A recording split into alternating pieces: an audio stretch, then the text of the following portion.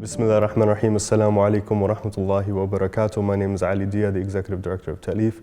And with us today we have Mike Sweiss, the Outreach Director of Ta'leef, and our beloved sister, Hazel Gomez. I think that storytelling is phenomenal because it's you taking a precious part of who you are and sharing it with other people.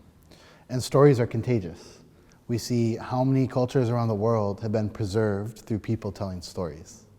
How many hearts have been swayed, how many lives have been changed, how many people have gone through complete transformations in life just by, for example, reading the biography of Malcolm X. And I think oftentimes what differentiates effective storytelling versus ineffective storytelling is just people knowing that they have something beautiful to share, right? And that there is no such thing as a pointless story. We have this saying within our tradition, those who know themselves know God. That's really powerful because it's this importance of really having that self-reflection and digging deeper, because when we get to know ourselves, we get to know Allah, but then we're also being able to be empathetic and really get to be with people. Like Allah says in Surah Al-Hujurat, He made us into nations and tribes so that we get to know one another. How do you know one another? By sharing your story, by building that empathy and that compassion. So the fact that we have this even within our tradition, know yourself to know God, that's incredibly powerful, subhanAllah. The Prophet ﷺ, he's an individual that really showed people how to be human, right? And he showed it in such a beautiful way that now everyone tells his story, sallallahu alayhi wasallam. And I think in many ways, in being able to tell our story as Muslims, we need to be able to tell the story of the Prophet sallallahu alayhi wasallam and do it in such a way that actually hits home.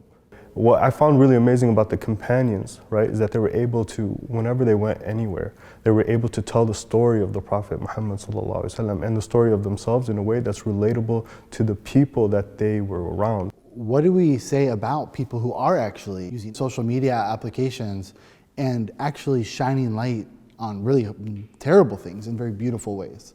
Like people who are telling their stories effectively, and though maybe they can't stop the war, but they've changed many people's hearts. Individuals like the show Rami and the show Mo, they're telling a certain story.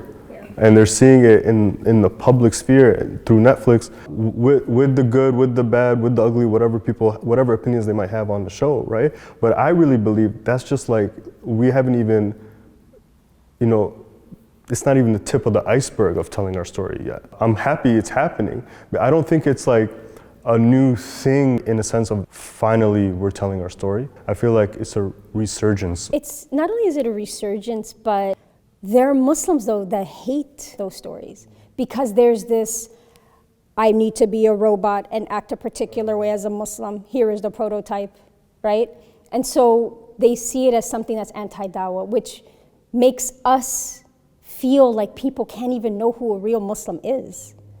And so stories like that are so powerful because not only does it humanize us, we all have our own experiences, but as a convert, when I meet someone who's Egyptian, who's gone through similar circumstances, when he opens his trunk and is selling stuff from his trunk, I was like, yo, that was my uncle. I know this story. I know this story, right? Undocumented and selling stuff, I get it. So you can see someone from my family being like, oh, he does that too?